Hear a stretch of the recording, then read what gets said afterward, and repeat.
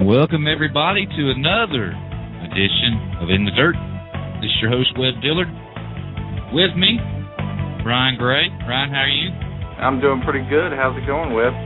It's going, brother. It's going. After a week off, had some college stuff to get to. Kyle May, you get your stuff done? Yeah, I got done, man. Listen, no more procrastinating. I'm going to try not to, man. You're supposed to take college serious. Don't let me call your father. I think she might be listening, but I'm not sure. Well, listen, I want the Mays to know that I have Kyle's best interest in mind, and I will scold him when he doesn't do his homework. Man, what's college for, Webb? College was for me was a way to not have a job for a while. That's exactly what it was for me. I don't even remember it. Well, I went when I was 30, and I was paying for it too. So yeah, I remembered. Believe me. Still don't remember it. Here it is, Monday after the National 100 down at East Alabama Motor Speedway, Phoenix City, Alabama, and Jonathan Davenport is on a late season tear. What says you, Brian Gray? Well, he was on a tear at the World Finals, but I really didn't catch up with Mr. Davenport down there in the South while he was running. But the way he looked there at Charlotte, he was doing a heck of a job. I'd say he was carrying that over. Now, last year, he was winning everything. He won the Red Cook deal, and then this year, I don't think he was having the year that he thought he would. And it reminds me of 2 years ago when Burkhofer had that late season tear down here, and it kind of set up for this year to be a pretty good season for Brian. So I'm going to guess that Davenport's going to have a good season next year. Kyle May? Yeah, I think so. I was surprised that he hasn't had a better season than what he has, which, I mean, a few places he would run good, and a few places they just, seemed like they were having a lot of troubles, but I think he's definitely, I agree with the late season tear coming on to have a good season next year. Brian, tell me a little bit about this stuff on 4M. It's gotten one of them's got like 2,500 looks at it. I don't, Webb. I've been, like I talked to you earlier about it. I've been sitting back and just taking a look at this stuff, and I really don't know what to think about it. One part of me says, "Oh my God, somebody's making me look like an idiot," and then the other part of me is like, "Well, if they're talking about me, obviously somebody's interested." So I don't know if there is no such thing as bad publicity, but I think I've definitely got somebody's attention. I hope things work out for us in this sponsorship hunt over the winter, and we can get something going for next year. But I mean, regardless, we were picking up the pace there towards the end of the season. I think we caught on to some stuff, and everybody will see come next year. It's always a work in progress, and we've been making strides every weekend that we go out, and I think eventually people will realize that it's not no bull crap.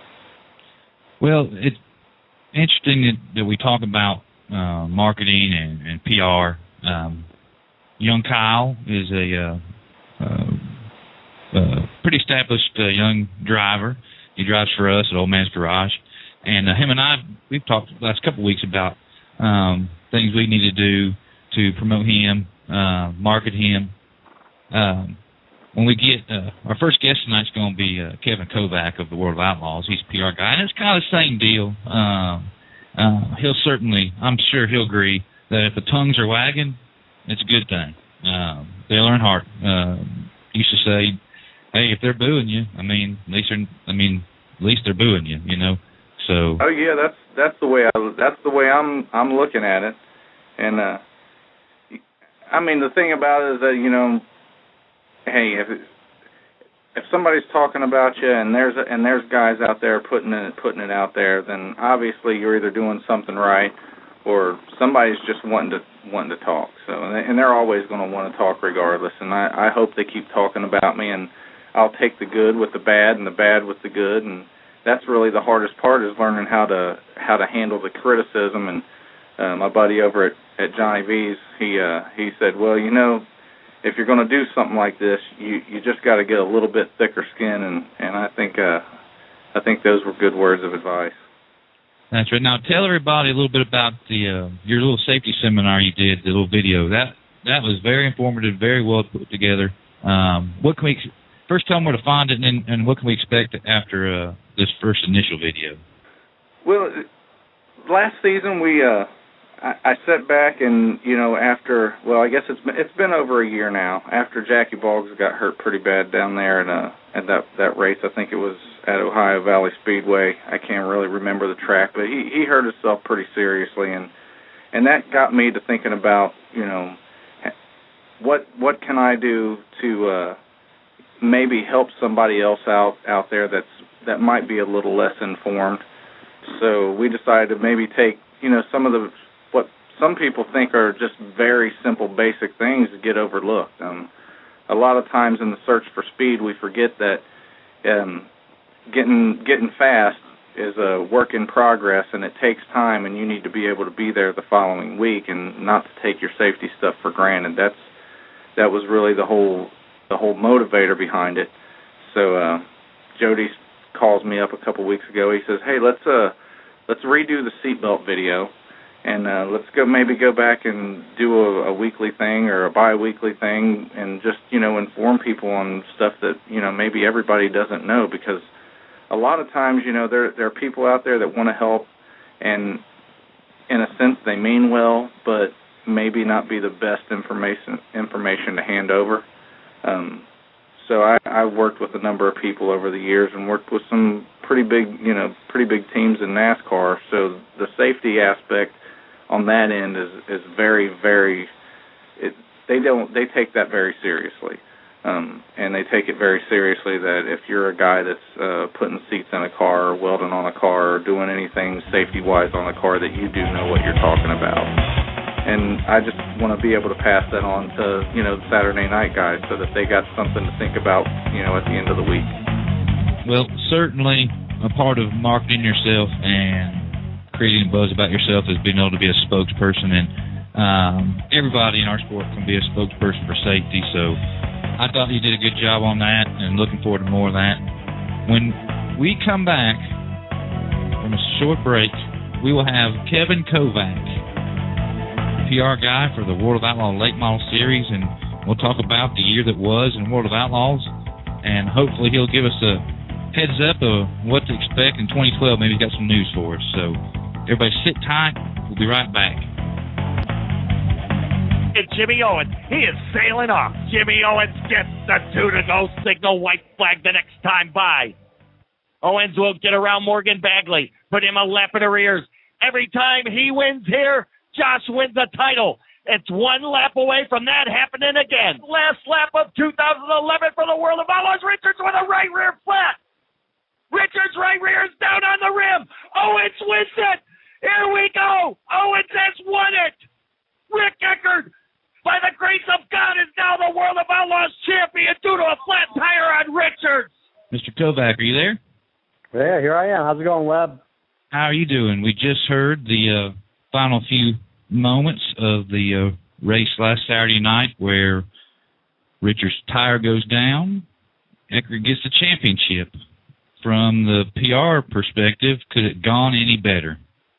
That was one of those moments that you just you'll never forget as a race fan. You know, I mean, to have a race, there's only, you know, you go to 100 races, like you can go to 100 races a year, and you know, how many of those races are really going to be something super memorable like that? I mean, it's like, this is like going to a basketball game and seeing a buzzer beater shot or something, or going to a football game and seeing a, you know, touchdown on the last second, Hail Mary or something. It's just, you don't see it that often, and when it happens, I mean, you just tell the atmosphere was incredible. I mean, you went to Victory Lane down there, and it was just a spontaneous explosion of emotion. Everybody was just going crazy around Eckert. And I mean, I saw some video of somebody posted on the internet of somebody who had taken their home camera out in the grandstand and shot Richards getting the flat in the last lap, and then you could just see the whole crowd rising and buzzing, and it was a really cool moment. Never forget it, that's for sure. Yeah. Now you have to say to yourself, or I'll say it out loud for you. You got the finish that Lucas wanted, because it was kind of their finish wasn't what it was billed to be, and when you watch this thing back, and by the way, Dirt on Dirt provided the soundbite. When you watch it back, it was you were in shock that it happened that way. So yeah, great finish for y'all. I mean, it was like, yeah, well, he definitely was in shock. I mean, I talked to Rick Eckert's wife, Crystal, and after the race, I mean, she's crying and everything, and she didn't even know Rick had won it. She said she thought that Josh had won the championship and Rick had just finished, back in like 13th or whatever he was running.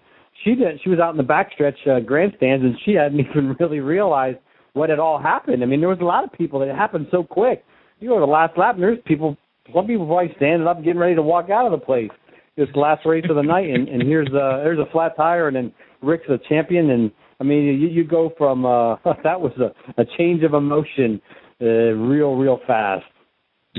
Now we all heard. Did you get to speak with Richards after the race? I mean, we heard publicly what he said. I mean, he looked pretty composed. I talked to him afterwards. and and he, I guess, it was a little while afterwards. I wasn't in the pits until obviously after Victory Lane and all, but.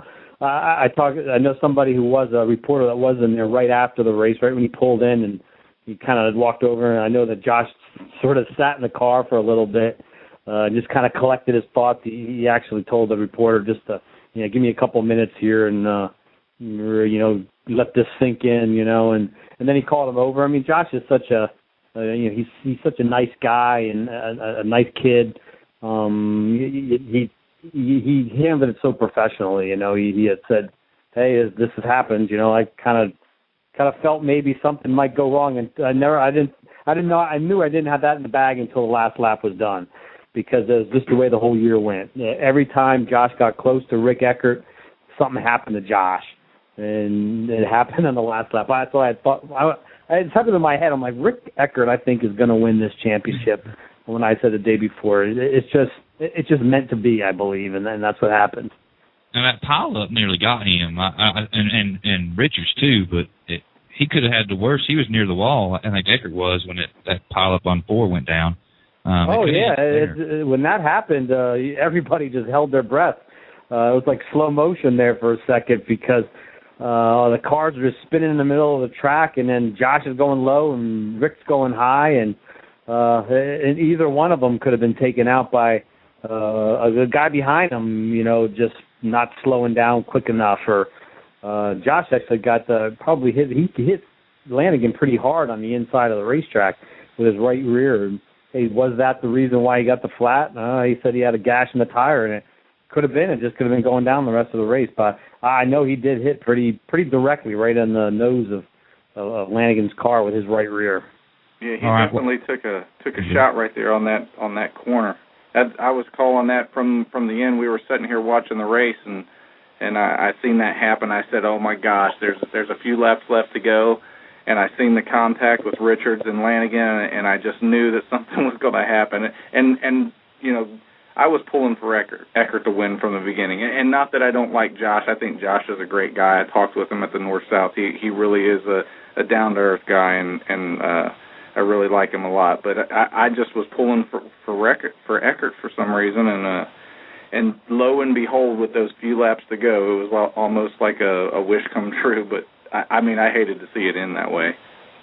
So yeah, it's tough. You look at Josh, it's tough to accept that. But like he said, he goes, "Hey, if that was my first one, losing it like that, if I hadn't won a championship, then it would be really hard to accept. But when you have 2 of them already, and it's just going for your third, I guess it gets never easy to totally accept. But I mean, you can live with it a little better knowing that you already have won a championship twice, and hey, it just you just had the Brad break go against you this time, and that's what he had. Like I said, all year long, he just couldn't quite get over the hump. It was one of those years where things that never had gone wrong for him in the last 2 years, they went wrong for him this year. And Eckert didn't have that kind of stuff happen. Even when he had a bad night going, looked like he might not get a good run, might be finishing 15th or 16th, he'd pull out a 7th or 8th place finish. And those 6th to 10th place finishes that he had the last few years, he's always been good the last few years, but he hasn't been good enough to be up in the point title chase. In those races, those finishes became top 5s this year, and that was the difference to get him. And nobody really had a great year consistency-wise other than Rick. Everybody else was really inconsistent. I mean, even Josh. They were kind of either on or off, all season. But from a PR standpoint, wouldn't it have been a little more interesting if Josh would have got out of the car and raised a little hell? Yeah, that's definitely not Josh's, personality. I mean, when he gets out in victory lane and jumps on the roof, he's still so calm. The kid is one of the calmest kids you've ever seen. And I think he gets a little bit of a bad rap sometimes too with some fans out there. The perception of him, that he's out there and he's some sort of silver spoon kid or something because he runs for his dad. But that kid's the most respectful kid you ever come across, and he could be every once in a while get in some scrapes on the racetrack too. He's definitely an aggressive driver, but he's a respectful kid that really understands that he's lucky to be where he's at, and when a guy like Rick Eckert wins, Rick was one of his mentors back in the when he started racing and helped him win his first World of Outlaws race back in 2005 up 11 Valley Speedway up in New York. Rick had dropped out of the race, and he went out on the edge of the racetrack and said and told Josh as a 17-year-old kid, hey, this is where you got to go, move here, move up the track, and then Josh won the race. So he credits that first win to Rick. And even though Rick doesn't run rocket cars anymore, he's still Josh still has great respect for Rick. And he even said, he goes, it was nice to see him win it. He definitely needed it running on his own like he is now. Kevin also joined us. I forgot to introduce you. Brian Gray is who you've just been listening and talking to. Also, Kyle May. He is a young driver. He drives for the company I work for, Old Man's Garage. I think he has some questions concerning PR and marketing. Go ahead, Kyle. Mm-hmm. You were saying that Josh is a calm guy, and it's always wise to watch what you say. But just wondering, what's been probably the worst thing that you remember a driver saying, after a race or something like that, on camera or on recording. What's the worst thing that you remember a driver saying to afterwards? That you had to spin. Kevin. Well, I mean, I've been writing for a long time too. Before I even did PR, I was 16 years old when I started writing for Erie Auto Race in Newton, New Jersey, covering big block modifieds, and then got into late models and sprints too. So I covered a lot of races, and the thing is that you always got to spin a little bit because knowing the drivers and stuff too. I got a lot of words that I can never use in a story on my tape recorders. I mean, I just give you an example, like a Chubb Frank. I mean, I'll actually save my interviews with him after races, probably the last 5 years that I've been doing the World of Outlaws PR, because every time it's something, I mean, he's blasting out some sort of curses and bad words, and they're coming out, and they're funny. I mean, Chubb's a great guy, and he's but he's going to say it like it is. I mean, I said, remember the year that Chubb got a tangle going for the lead in the World of Outlaws race at Eldora Speedway. I think it was about 2007. I mean, can you imagine?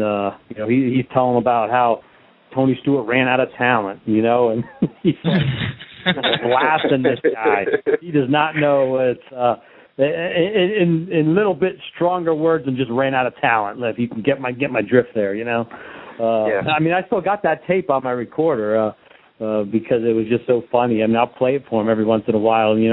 Chubb complaining, yelling about some, cursing about some other driver. I mean, you just know you can't use that though. I mean, it's the heat of the moment, right when they get out of the car, and there's been. I mean, I can't imagine how many drivers I've heard say stuff that.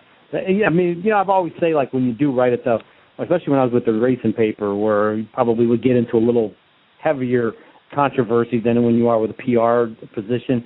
And, the driver, you always say, hey, you want me to quote you on that? You kind of give them two chances, too, Yeah. You sure about that? Yeah. Now, you got to if you're like me, you get a little bit of pep in your step with certain drivers when you're going to interview them, because you never know. Like McCready will give you good blurbs. Of course, Bloomquist will give you good blurbs. But there's some guys out there that you almost got to drag something out of them. How do you handle that? What do you do to get, without saying any names, the ones you got to really just pull teeth to get anything from? Yeah, there's so much. That's a lot of the personality of the drivers too, you know, because these guys are just, they get out of the car, and some of them are mad, and some of them are very calm, like a Josh Richards or something. You know, they'll measure their words, and another one's just let loose. I mean, I interviewed McCready many times when he ran in the big block modifieds. About the same age as McCready, and kind of grew up through his whole career. And it's hard sometimes. There's drivers that you know that aren't real demonstrative in their speaking or anything, and they don't really want to say anything, and they kind of be like, oh man, it's going to be hard. But you just try to come up with something that's going to get them to talk. I mean, pretty much every driver has something that you could hit the button and they'll talk pretty well if you get the right spot. Well, Mr. Kovac, I certainly appreciate you joining us. Is there anything real quick you want to tell us coming up for 2012 in the World of Outlaws Late Model Series? Well, we're already working on next year. I know that fans should probably be looking for a schedule to be coming out in a few weeks here. We were hoping, our series director Tim Crispin's been working on it. He was hoping to have something out at the World Finals, but it didn't happen. And it's tough to get everything put together with some of the tracks he's talking to. But it should be out. Probably at the latest would be the PRI show in Orlando the first weekend in December. But we're going to Screven already, Screven Motor Speedway in Georgia for the opener in February there, and then we go down back in Volusia. We have a few other races already that have been announced, like we're going back to Farmer City Raceway in Illinois for the Illini 100 20,000 to win show. That'll be at the end of March, last weekend in March. This year we were supposed to run at LaSalle, but weather canceled that. But we'll go back to Farmer City, that's been an awesome race every single year we've had. It's a really cool little quarter mile. But we'll have some other exciting things, I think, coming up. And, before you know it, we don't know everybody who's going to be running the series next year, but I think there's always, at this point of the year, there's always rumors about guys that might be popping in and joining us. And I think there might be some new faces, too, that goes along with some of the guys everybody knows that run the Outlaws for a long time. Well, I certainly appreciate your time this evening. I know I got a little one. I heard your little one in the background, so thank you for spending a few minutes with us. No, yeah, he jumped in here. He had to check out what was going on, you know. Hey, I got one running around with a loose too. She don't know what to do. She's beside herself. But I hope I can have you back. We'll get through the silly season, and once the freeze comes, we'll come back on as a preview to the freeze. How about that? Yeah, no problem. Anytime. Just check in with me, and we'll talk about what's happening with the Outlaws. All right. Thank you very much, Kevin. Kevin Kovac, World of Outlaws Public Relations Director. And when we come back, we will be joined by Josh Collins from Knoxville, Tennessee, two-time track champion from 411 Speedway, on the other side. Welcome back, everybody, to the end of the third. This is Webb Dillard, also joined by Brian Gray and Kyle May. Our next guest, Josh Collins. Josh, you there? Yeah, Webb, how's it going, buddy? Man, it's going. Living the dream, as they say. Seems like I hear a lot of people say that in our business, living the dream. Right. That's a universal statement. That's right. So what's the Knox 10 like this evening? Man, it is, I don't know what it's doing down your way, but it's raining pretty good. We just, my wife and daughter went out and got a bite to eat and rolled out the restaurant, and it was coming down pretty good when we come outside. And I guess other than that, that's about it. I'm home out here in the shop right now trying to get this car put together. Might try to go to Cleveland Saturday. So you're not done yet. It's almost Thanksgiving, and you're still working on the car. Yeah, well, I mean, a lot of guys rebody and stuff, and redo their cars over the winter, but I just kind of do mine. If it needs it in June, I do it in June, or if it needs it in March, I'll do it in March. I just do it whenever as needed, and it's still together and in one piece, and everything's been working good the past few times out, so I ain't been to Cleveland in a couple of years, and like that Doppler deal this week, and I'll go down there with the crate motor and try it out and see what happens. All right, Josh. Now, I mean, talk and kind of do business on outside of this radio world, the online radio world. Tell everybody what you've done the last 2 years at 411 Speedway.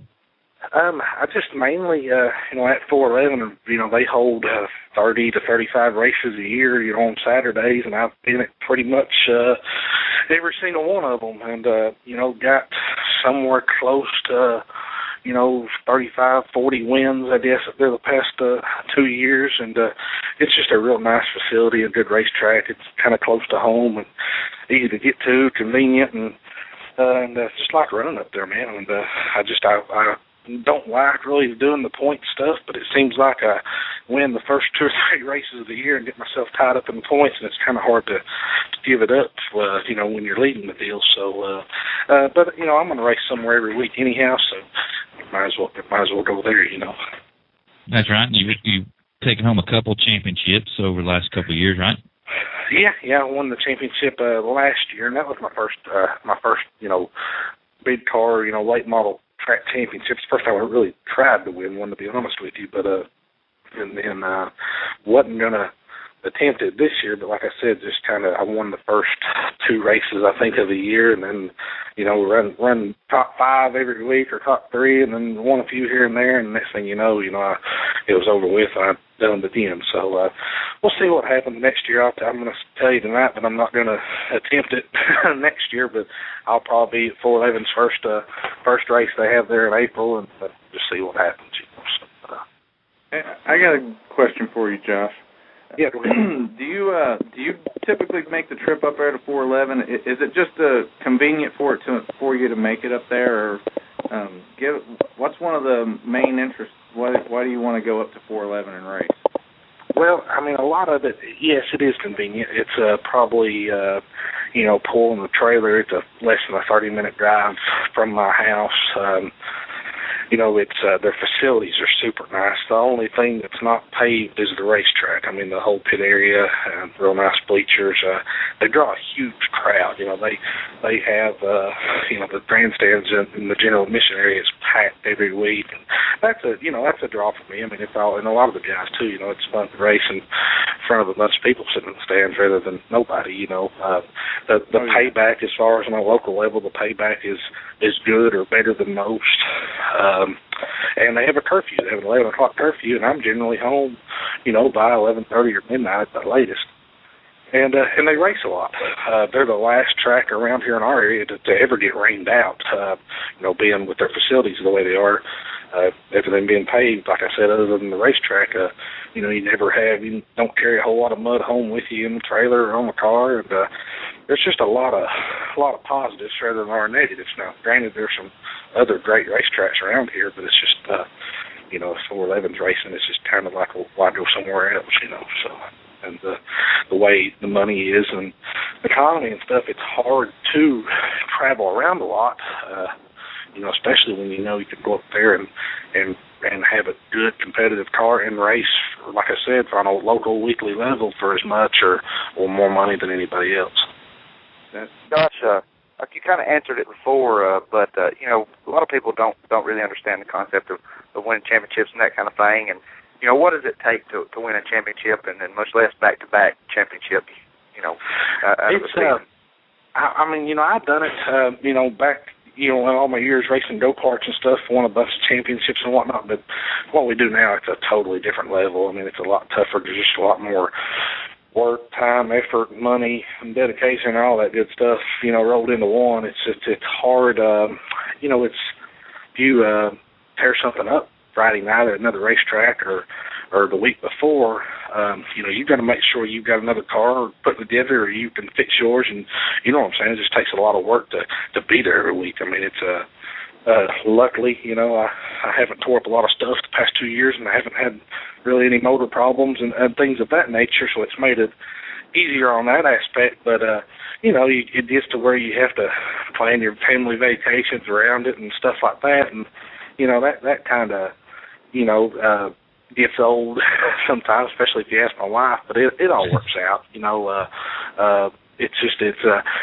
At the time, I'll sit here and tell you that it's no big deal, but I know there's a lot of other guys that I race with up there every week that would love to have the opportunities that I've had.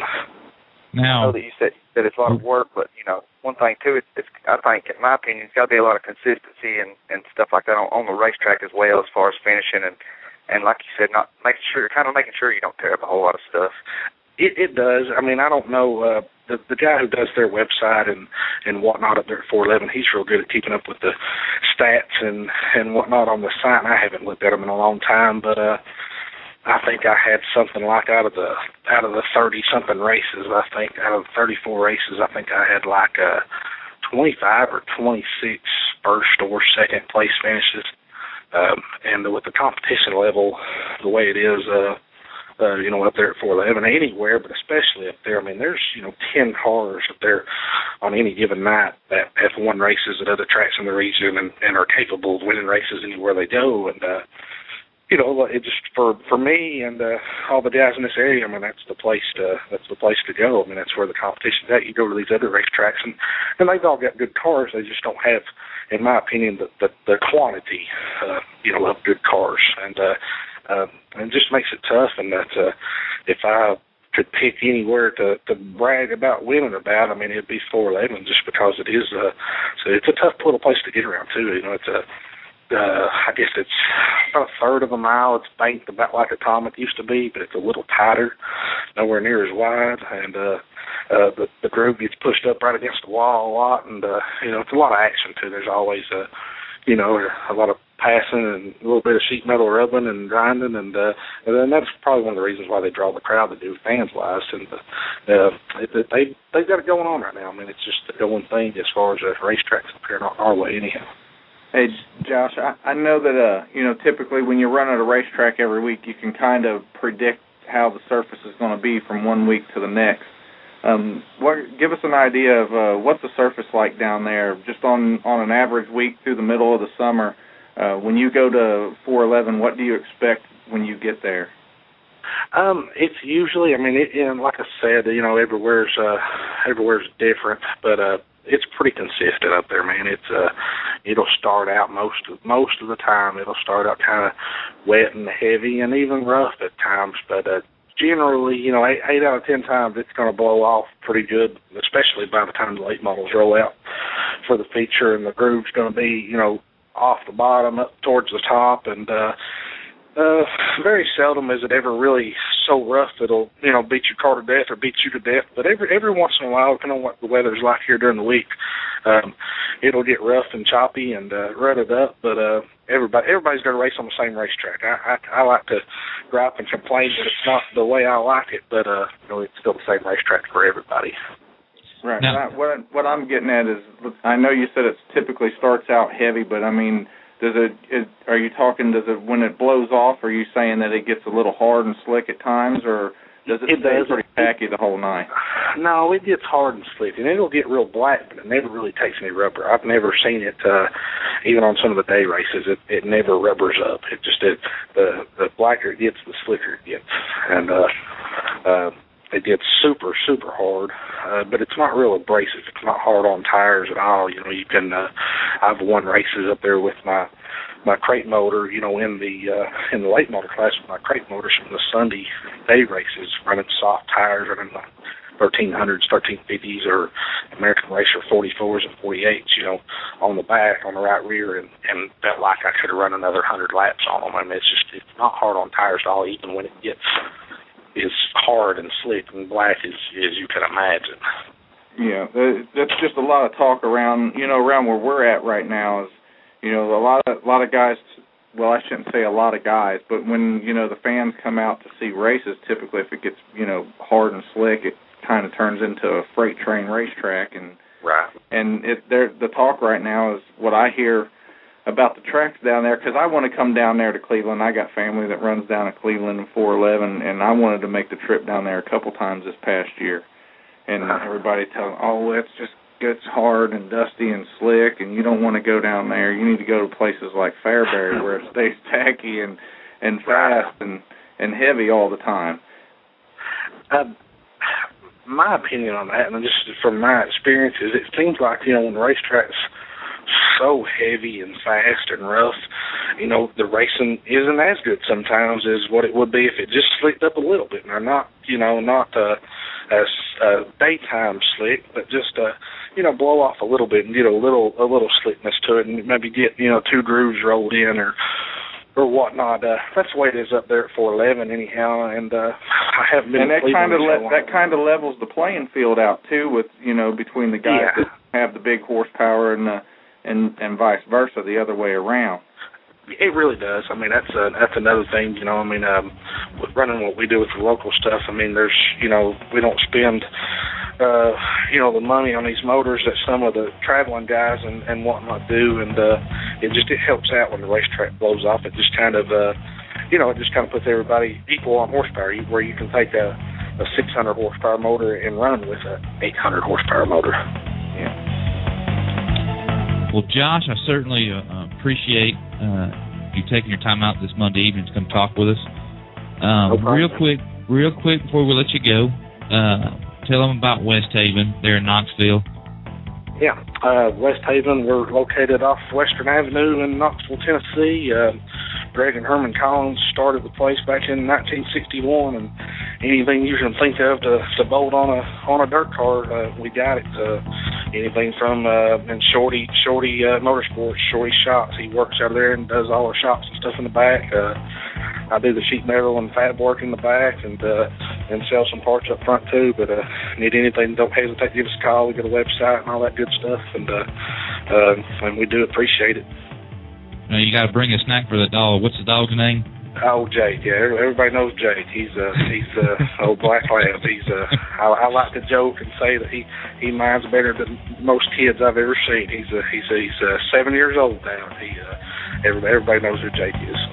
That's right. Well, Josh, I appreciate it. Good luck on your trip to Cleveland. Just smash on it, turn left a bunch of times. All right, man. Well, I appreciate it, and we'll talk to you soon. All right, man. All right, race fans. On the other side of the break, we're going to be talking to Brian McLeod, Late Model Illustrated. See what's going on in the print publication world, that part of our industry. Lots of good articles. Kyle, you look at the pictures, right? Yeah, I've been paying. Kyle wasn't paying attention. All right, on the other side of the break, we're going to Brian McLeod. All right, race fans, welcome back to In the Dirt. My next guest, Brian McLeod, is on with us. Brian, how are you? I'm doing fine, Webb. Thank you. Appreciate the opportunity to be on here. Brian Gray is also with us. He's my co-host. And Kyle May, which is a driver where I work at Old Man's Garage, he's on with us too, Brian. So they'll be chiming in too. Great. How did talk all over each other all the time? That's How did East Alabama go for your publication? We had a very good weekend down there. Set up a table there. They were gracious enough to let us do that, and we had a tremendous Monday. Actually, 18 subscriptions arrived today, and the table was busy all weekend. We appreciate that kind of support from the fans. It was a good weekend, great crowd, good weather, except for Saturday. I got a little bit of sniffles from that, but I'm the dummy that didn't put the jacket on, so that's the way it goes, I guess. But overall, I thought it was a very, very successful weekend and a decent race. So all's good. How many tables do you set up a year? I mean, how many different locations in a racing seat?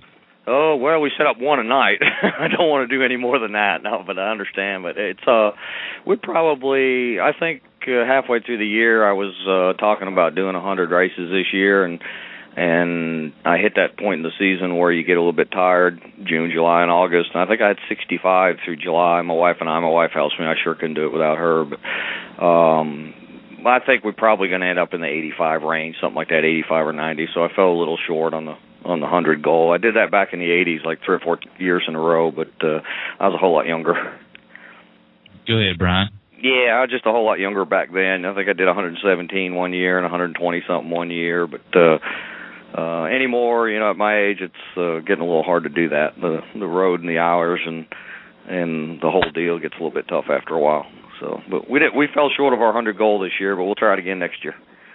Brian, how many people do you have that work for you, and how many, how do you decide where you want each person to go, and that kind of thing as far as photographers and other riders as far as that go? Do you have anybody else?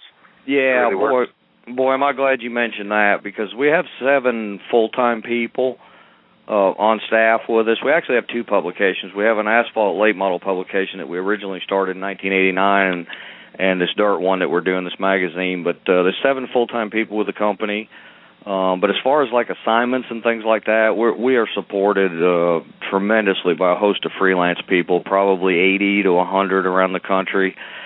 And, you know, my wife and I get a lot of credit for the publication, but it's the staff that puts it together, and it truly is a team effort. And a major part of that team is the freelance people that are out there in the field traveling every weekend and shooting photos and writing, you know, stories for us and keeping us aware of what's going on. Those guys are the real heroes of the whole thing. They work tirelessly, and I can tell you for very little money, you know, just to support the dirt track racing.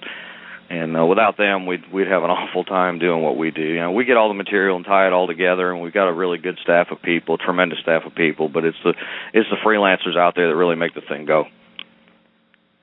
So you being the head honcho, you're at the war table, and you've got a great article or you've got a story you just want to run. Have you been vetoed before? Vetoed? Oh, yeah. I would hope so. No, yeah. I guess the final say would probably land with me, but I don't play that card. I mean, we have a pretty good team that works together really well. Tim Lee's our full-time editor. Susan Bowerly is the layout person that really makes the rest of us look really good. Paul Fletcher's a freelancer. You know, we kind of discuss and plan ahead. Sometimes we plan way ahead, and sometimes we just kind of shoot from the hip, you know. It's like any deadline business, I guess you could say. But, yeah, I mean, I throw things out there that everybody goes, I don't think that's going to work, and vice versa. You know, the cool part about it is that we're constantly changing it up and trying to make it better and trying to improve upon it. And as long as everybody has that goal in mind, I don't mind being vetoed at all. In fact, sometimes it's probably a good thing. I know me and Webb have been talking a lot about PR work and the different things that some of the teams go through. And I get asked this question quite often from a lot of people, and I guess they think that I know, but I really don't, so I'm asking it on my behalf as well. If a driver or a team wants to get in the magazine, I mean, what kind of channels do they have to go through, or is it best to just get involved with a writer or a photographer? Yeah, sometimes that's a great question, but sometimes it's just a matter of being in the right place at the right time. I mean, you know, we obviously do our own planning and that sort of thing, but if a driver was to email us or let us know or give us a call and say, hey, I know a cool story, or I am a cool story, you know, you need to do something about me, or something like that, it works really well. I got an email today from a driver in Michigan that just out of the blue, to be honest with you, I don't know the man. He sent an email. He's a 3-time track champion up there at a track. I know the racetrack, but I didn't know him. And, you know, he's asked, would you like to write a story on our race team? And we're going to give it some consideration. You know, it may not be a feature story, but it'll be something, some form of publicity for him. And, you know, he did that basically on his own just by emailing me today, you know, and he can do that with any of our people, you know, our full-time people. And we're always looking for stories. Everybody thinks that we know everything that's going on in the industry because we're the so-called media. But, you know, that's not necessarily true. You know, we keep our ears and eyes open, but anybody that can, you know, help us be more aware of what's going on is more than welcomed. So would you say that you get a lot of requests like that from drivers? I mean, because most of these guys out there don't have, you know, PR groups and guys doing the work for them. I mean, they're pretty much doing it on their own, right? Right, exactly. Most of them do. There's a Delft Communications. Ryan Delft handles a lot of drivers, and he keeps us aware of some of the top name drivers in the sport. But if you're a weekly competitor at a local track, and you know you're feeling like you got a cool story or a neat story that should be told, I mean, it's not against the rules to contact a writer or a magazine or a publication. It doesn't have to be us. You know, anybody out there. Nobody else is going to really come searching for you. You really have to learn to promote yourself at the level that you can, you know, with whatever resources you have available. But it always, generally, if somebody takes the time and the effort to contact us, you know, it might be a 3 or 4 paragraph deal. We do a lot of that in the back in what we call our pit notes section. It's a really neat way to keep in touch with people that might not get in the magazine, you know, every month, like somebody like Bloomquist or Owens or Billy Moyer or something like that. And we run these short stories, and if somebody puts the effort in to contact us, very rarely would we not try to help them in some way. And that's the one thing as I think our sport does. It's a grassroots sport. I mean, a niche sport. And, thumbing through the magazine, you guys do a wonderful job, top to bottom. Of course, like you said, all the Owens and Bloomquist guys are going to get their pub. But some people just think that it's unobtainable to be in it. So you encourage most people just to send an email. You never know what's going to happen. Yeah, absolutely. I mean, let us know. Like I said, sometimes we're thought of as knowing everything that's going on in the sport, and I'll be the first to admit that we don't. Sometimes we just stumble upon these stories, and it's just luck, and it turns out to be a really interesting thing that the readers enjoyed, and other times, we're on our hands and knees and searching and crawling and listening. There's many different ways to come up with this kind of stuff, and any help that we can get from teams, it's just that much, makes us look that much more intelligent, I guess you could say. But yeah, I encourage it. I mean, nobody else is going to do it for you unless you hire somebody, to handle your PR for you. So it's definitely not wrong to let us know. Out of all the years that you've been covering the sport of auto racing, is there a particular story that you wrote in years past that stands out as one that you remember the most? Oh, wow, that's a tough question. I'm not sure I'm the one you need to ask. We gave you a bunch of softballs, so I just want to try to... Yeah, that's a tough one. Unfortunately, and as much as I hate to admit this, it seems like you write your best stuff or you have your best material. I can't really single out any particular one, but whenever there's something tragic, somebody passes away or something bad happens, you always seem to, of course, part of that's the memories of the person, but it always seems like those are the ones that are remembered the most. I'm not sure I would consider them the best stuff I've written or anything like that. You'd have to ask the readers that question. I'm not really qualified. I'm the writer. You'd have to ask the readers. But it seems like when when something bad happens, it's always, the stuff that gets remembered. And that's a shame in a way, but at the same time, if we can make a few people aware of what they were really all about, that's one thing. I mean, we had one on B.J. Parker this last summer that I certainly can't say I enjoyed writing, but I felt like I'd maybe help people understand B.J. a little bit more than they might have before they read it. And, that's the key. That's the goal. All right, Brian. Well, I certainly appreciate you taking time out of your Monday evening to talk with us here on In the Dirt. Before we let you go, tell the listeners how they can find you on the Internet and how they can get subscriptions from you. Sure, no problem. I appreciate that. We can, www.latemodelillustrated.com is the website. You can call us at 828-837-1353. It's $30 a year for 12 issues. If you do it for 2 years, you save $5, and we go for $55. The deal's doing really well around the country. I'm tickled to be back with it, and I really appreciate the support from all the people out there that put their trust in our products and our staff. And real quick, if there is a person out there that has a press release or maybe a story, what's the email address?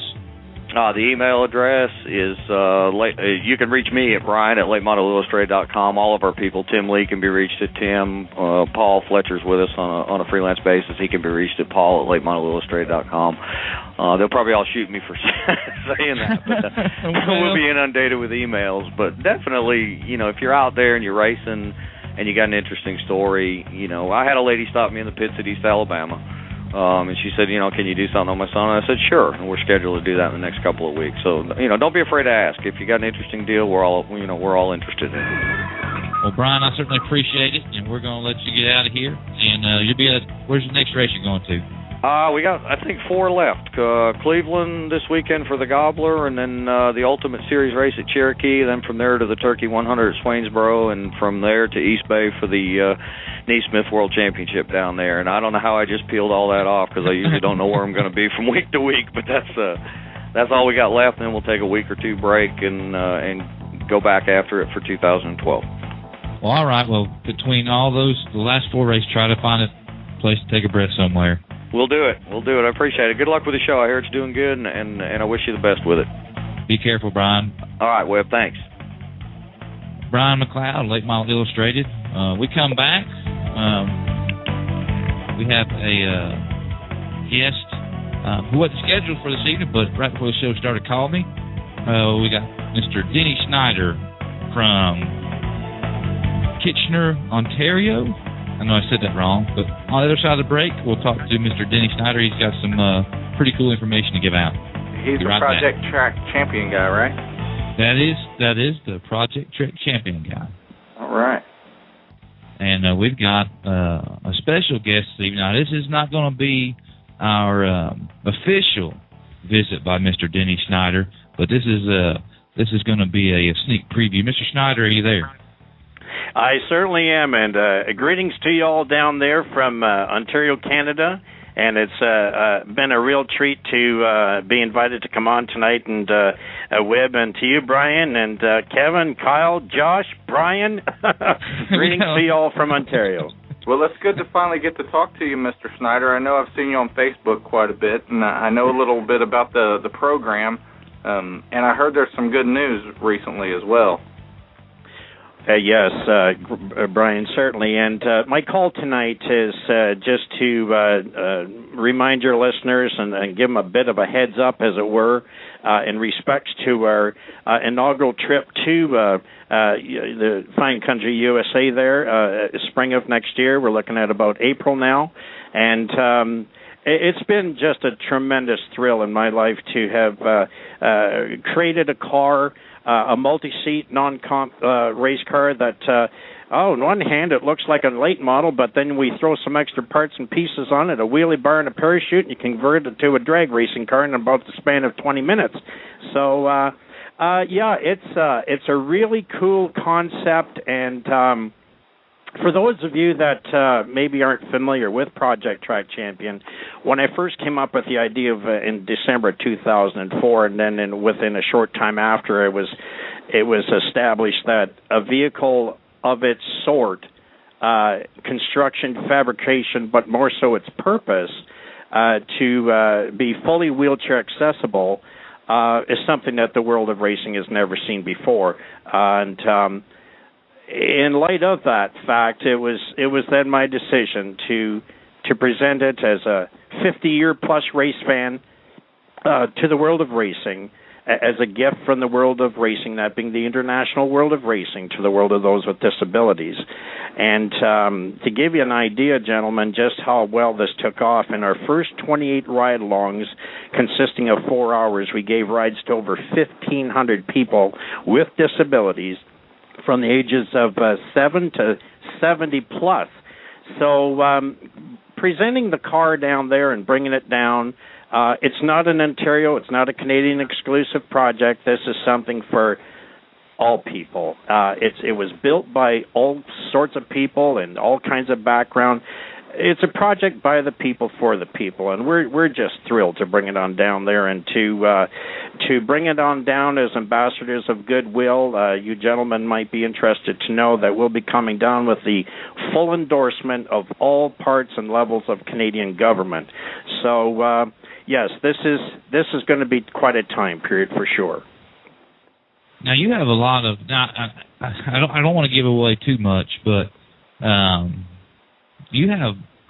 There is quote unquote support down here for this thing. It's not, like you said, it's not just exclusive Canadian. Oh, no, Webb, absolutely not. As a matter of fact, and I certainly invite your listeners and you gentlemen to visit my Facebook, just Denny Snider, DENNY SNIDER. Project Track Champion also has its own Facebook as well, too, including its website, and you can just simply Google that in. And, well, yeah, speaking of support, Webb, yes, as a matter of fact, when you look at the Facebook of Project Track Champion's homepage up in the upper left-hand corner, one who considered it an honor just to sit in the driver's seat is Rusty Wallace. We've had others like Kenny Wallace, actually drove at August 10th, getting more into the dirt world. Kenny Schrader, Jessica Zimkin, Glenn Stiers, owner and outlaw driver out of Shwegen, Ontario here. they're just moved by this. Bobby Ellison was moved to tears. Chrissy Konamaki just couldn't believe it. I could just go on and on. But interestingly enough, out of the roughly 3,200 friends that I have on my network, I would say, gentlemen, roughly 95% of my Facebook reflects the enthusiasm and the support being generated out of the good old USA. The web? If anybody hasn't seen pictures of this thing, it is an inspiring vehicle. It is something that, like Denny mentioned, it promotes inclusion. Is that correct, Denny? Absolutely. Wib, you hit the nail on the head. And that's the most important thing. And we've talked offline at great length last week, and it makes you. It makes the fan, it makes the competitors, it should make the track owners think more about the word inclusion. And like I said, I don't want to give up too much from when we do this again in a month at great length.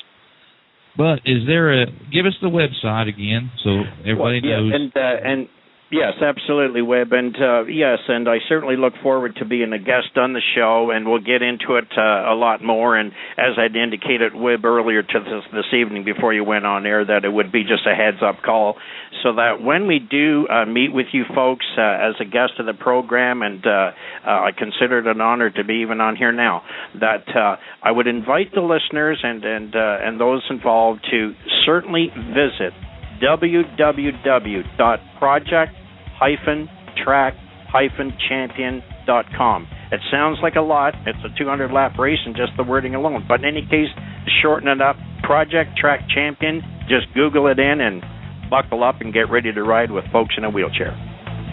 I will certainly do my best, Denny, to promote Project Track Champion on my Facebook page. Anybody has any questions, they can email me at inthedirtradio@gmail.com, and I will get you in touch with Denny. Sir, when is the schedule supposed to be finalized for this car coming to the States? Yes, good question, Webb. We're projecting on bringing the car down probably towards the end of April. That's important because those that do the loading and unloading have to be trained and certified just to do that. There's a lot of things in respect to the car, its purpose and its functions and so on and so forth that are totally unheard of, not seen before, and so there's a lot involved. But we're looking at getting things kicked underway in the 1st of May, and we're certainly looking at Mooresville, North Carolina, Race City, USA, to launch it with a press conference and ribbon-cutting ceremony and that sort of thing, moving it on down to Charlotte and that way, and then down into Georgia. So the car is going to be in the USA there for up to 2 months. So a ton of folk will be able to have just a pickup truck and a car trailer full of fun with it. Well, Denny, I want you to know that you're welcome on this program anytime. Whenever there is news about the car, whenever there's great stories, I'm sure that car has spawned some great stories. Not just from the guys who've sat in the driver's seat, but the people who get to ride in it. People who. Oh yes, yeah. Those stories are welcome here. Well, everyone involved with the world of racing can pride themselves, as it were, and hold their heads up high that finally something is done in respects to outreach and inclusion, as you say. You gentlemen and the ladies down there listening in and with the racing community, you folks have entertained racing in your country now for almost 115 years. Up here it's a little over 60 years old. But, yes, I'll let you gentlemen go. And, Wib and Brian, thank you so much for having me on board here. I've kept the string and the tin can here nice and tight to make this communication. To the rest of you, Josh, have a good time up there at 411, and all the best to you, brother. And Brian, you just keep writing those stories, brother. Well, you certainly can be. You are now considered part of the In the Dirt team, and you're welcome here anytime. Well, we'll put you up on the Facebook here as In the Dirt being a big supporter and backer of Project Track Champion and in particular the Tour of Dreams. Gentlemen, it's been a pleasure. I wish you all the best and God bless, and we'll catch you down the line in a few weeks. Thank you, Denny. Denny Snider, Project Track Champion, founder. Kyle, you still there? Yeah, I'm here, man. We lost Brian halfway through that interview. They got some bad storms up at, near Cincinnati, and he's lost power. So, yeah. Looks like we might have Brian back. Let's see if we got Brian back. Hey, I made it back, Webb. Brian, are you guys getting a thunderstorm up there or something? Well, I guess they had some storms roll through Illinois and Indiana today, and now we're getting it right now. It's pretty crazy outside right now. Well, I would like to take this part of the program to invite callers to call in. If you'd like to call in, got questions or comments on any of the guests we had this evening, if you are a young female and find Kyle May's voice attractive, you can call. Maybe he'll give you his phone number. We don't know. Yeah, possible. Kyle, is that possible? It is possible. It's very possible. Kyle will give out the digits, and if you want to talk about Brian Gray is he's famous / infamous on Facebook. Did you learn anything tonight about marketing or PR from Kevin Kovac? I think I learned a little bit. Yeah, I think I need to contact Kovac on how to spend some of the stuff that gets spread around. But I think he seems like he's a pretty intelligent guy about it. Oh yeah, he's one of the good dudes of the sport. And if you wanted my advice about it, just keep doing what you're doing. I mean, the worst thing in the world is to be ignored. So I mean, if I would have had 0 listeners, we probably wouldn't be into our 5th or 6th show, would we? I don't believe so. Hey, there's a young lady here who wants to talk to Kyle. Oh, okay. Go ahead. Hey, Kyle. Hey. Where are you calling from? I'm calling from up here in Hamilton. Well, what's your name, Miss? My name is Rachel. Kyle, Rachel's wanting to talk to you, brother. What's up? So what are you wearing, Kyle? You want to talk to me about what I'm wearing? I don't think so. We'll just hang up on her. Let me hang up on her. Okay. It's going in the wrong direction. Yeah.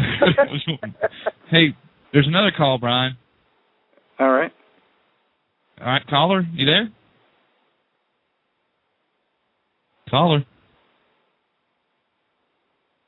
Gun shy. Oh, that caller didn't want to see with. So, Kyle, what is your off season going to entail? We talked about you qualifying for the Ice Bowl and the crate portion. What do you got going on until then? We're just kind of going over some things, routine maintenance over the winter. Replacing a few body panels. I've dinged up over a few races and changing some body braces. We ruined some tires using regular aluminum, so we're running that going to change to some spring steel stuff and that kind of thing. Like I said, just routine maintenance. And I'm looking forward to going to the IMIS show with Old Man's Garage coming up next month. I'm pretty excited about that. I really can't wait for it. You decided to get one of them XD4 downforce packages on the front of your car yet? I think we've got the MD3 on there. You got the what? Now, Kyle. Hey, Brian. Kyle got his first business card here a couple weeks ago, and Kyle, tell him what it's an Old Man's Garage. Same kind of card as mine, but what's the title you were given, Kyle? My title is driver / spokesperson. Driver / spokesperson. They wouldn't let me put steering wheel holder. They wouldn't let me do it. Wheel holder, seat sitter. I want to, wheel turner. Well, all right, fellas. I'm not going to strain the last part of this program if we're not going to get any phone calls. So, with that being said, Brian, I want to wish you a good evening with the storms coming your way. I hope it ain't too bad. Yeah, we're hanging in there. And Kyle May, I'd like to thank you for once again joining us. Well, I wait a second. Wait a second. We have one caller. And let's see who we got here. Hello, you're on In the Dirt. Hey, Webb, it's Jody. Jody Shannon. They have a red phone in the bunker, I see. Yeah, cue my music. Cue my music. Yeah. Caught me off guard. Got to cue the Jody music. Yeah.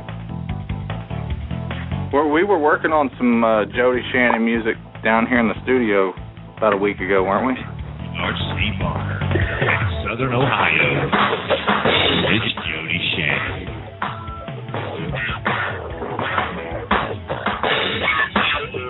Is it coming across to y'all? Yes, sir. Yeah. Jody Shannon, welcome to In the Dirt. How are you tonight, sir?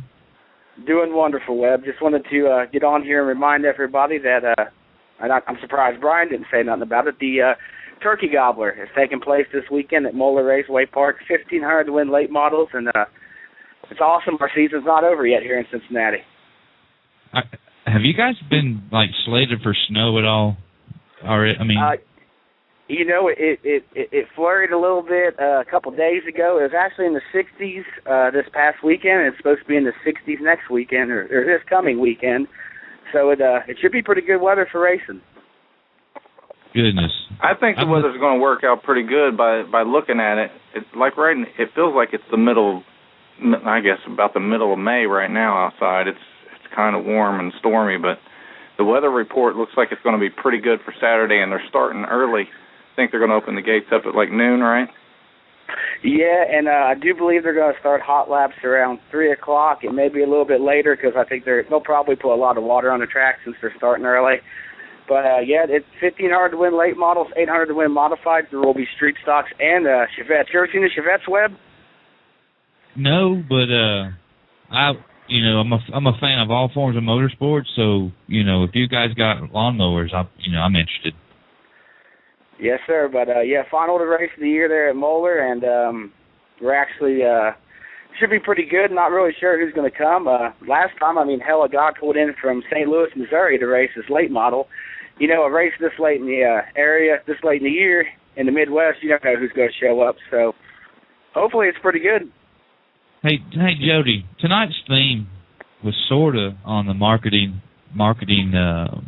tip, if you will, or PR. You run the DRC. How important is it just being heard of? I actually did PR and marketing for Wayne Chin, the sniper, the year he did the Lucas Oil Tour and the year prior to that. And, you really do need to get out there and do a whole lot for yourself and email these guys. They're not going to come to you, and you really just got to bother the hell out of them. If you want to get on dirt, I suggest you write Michael Rigsby 10 times. If you want to get on the DRC, call me. Any of these publications. And, the more you get your name out, the easier it is to get the product sponsors. I know everybody's out there looking for the $10,000, the $5,000 sponsor.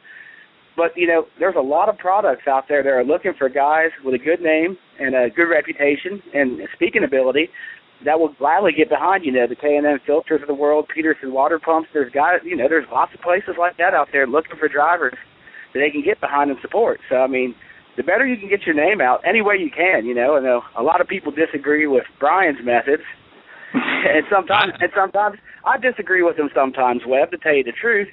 But I don't disagree. I don't disagree. Listen, to this day and age, 30 years ago, simply putting a company's name on your car was good enough. Not now. You have to be able to, like you said, speak. You have to be able to. No, you don't have to be a Boy Scout by any means, but you got to be somewhat respectable. But you have to have Kyle May. Like Kyle May. Kyle May really is a good guy. And for 20 years old, he's got a great head on his shoulders. So I don't mean to give him such a hard time. But Colin, I've talked about this. You have to have the avenues to advertise for these people, and so many people have been burnt over the years by just having the name on the car. What do they get out of it? You know, right. We do different things at Old Man's Garage. You know, video. Jody, you know that's one of the strongest forms for us to get the word out. Well, and you know, Webb, a lot of guys don't utilize Twitter, Facebook, all the social media. It's hot right now, especially with young people. I don't know why more people's not on there using the stuff and using it as a tool to help them get sponsors and get their name out. And the video is another thing. I mean, if you saw what Brian did with the safety thing, we're going to kind of expand on that. We're going to go to different garages this winter and try to get some more names and faces, so you can recognize these guys. And, I put it on a disc, give it to your sponsors. If you got a program on your computer, take some pictures and make a slideshow and anything you can do. There's enough media out there that the days of writing a big long-winded letter that nobody's going to read, that's out. That's out. If there's anybody out there with product that they want to debut on the DRC, we'd love to do a segment on it. That's right. What he said. But yeah, the days of writing these, get you a colorful portfolio with some pictures and just the vital information, and give it to them as an introduction. And then if they want the long form letter and the BS that nobody reads, because nobody reads that stuff. I'm gonna be honest with you. No, it needs to be bullet pointed. That's at length is bullet pointed. If it don't grab your attention in 30 seconds, they throw it in the trash. So Oh, yeah. Listen, I've gotten things now. I look at everything that comes across my desk at Old Man's Garage. I look at everything. Right before you throw it in the trash. But I really don't throw them in the trash. I really have a little place I put all these things just because you don't never know. You don't never know if you can help that person later on. But the thing that they need to remember is you need to include all the pertinent information and keep it concise. It's like an email, a newsletter. If you would read some stuff on new marketing or whatever you want to call it, the newsletters now need to be short and to the point. Quick. Same thing with your sponsorship letters. And boy, I've gotten some that are just hard to read. Now, I'm not a Harvard scholar by any means, but I've gotten some doozies, and I wondered how they got printed. I don't know. Webb, let me tell you about one I got last week, and I ignored it. It was an email, and the guy starts off by saying, "I know the Dirt Racing Connection don't give a damn about go-karts, but I figured I'd write you anyway." If you start out that way, you're probably not going to get anything from me. No. That's not the way to schmooze anybody. And then he proceeded to misspell about 14 words, and what I say to people is, man, you can make this stuff easy. You don't need to go out there and I know guys that are paying hundreds of dollars for autograph cards. You can make them yourself.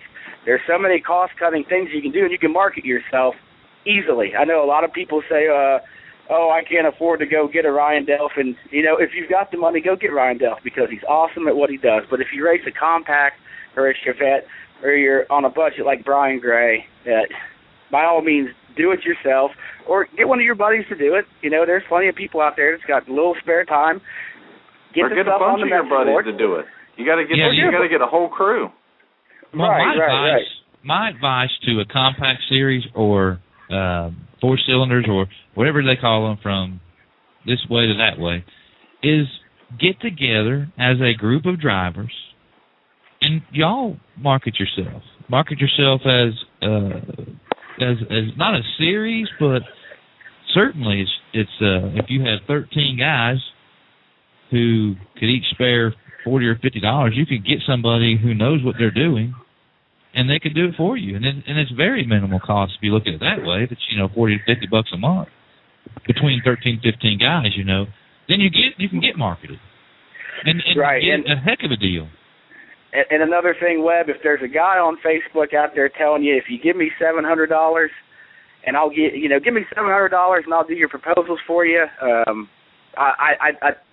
you might have seen this on 4M, and there's a couple of scam artists out there saying, you pay me this amount of money and I'll immediately give you the sponsor. Don't go through them people. Don't waste your money. If you've got to pay somebody up front to get the money, then there's no money coming. All right, guys, I got another caller, and I'm going to go. Just stick around, Jody. Thank you. Just stick around for a minute and see. All right, go ahead, caller. What's your name and where are you from? Josh Edwards from Hamilton, Ohio. Josh Welcome is to the back. dirt. What's your thoughts, Brian, Josh? What's that now? Question? Are we just going to giggle? Come on. Hi, Josh. Okay, they hung up, but that was maturity at its finest. Well, Webb, I mean, they heard two guys from Cincinnati on here, and they just wanted to join the party.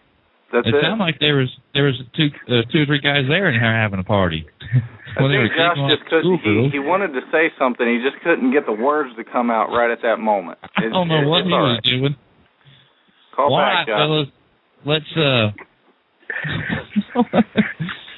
let's call it an evening. We've gone two weeks in a row. We've gone an hour and 20 minutes. Congratulations to us. Yay. We got to get through that first, hour. Well, I like the idea of having guests and stuff, and once we get through that, I think once the listeners start coming around more, we'll have more callers. But all right, guys, we're going to call it an evening. Jody, I thank you for joining us here late. Brian Gray. Webb, can I get one more thing out before I go? Go right ahead, brother. I've only got one username on 4M, despite, any reports you might read say elsewise. No, you don't, Jody. Because how many do I have this week? You've got 18 that I know of. I have 18. That's awesome. And I have one on 4M, and it would be Webb Dillard. If I've posted on there, it's got my name on it. So for Kyle May, for Brian Gray, and for Mr. Jody Shannon, appreciate my guests, Kevin Kovac, Brian McLeod, Josh Collins up there in Knox 10. And we'll see you next week. Who knows what'll be on with next. Go ahead, Brian. And to Denny Snider, if you need some guy to drive that Project Track Champion car, I'll do it for you anytime.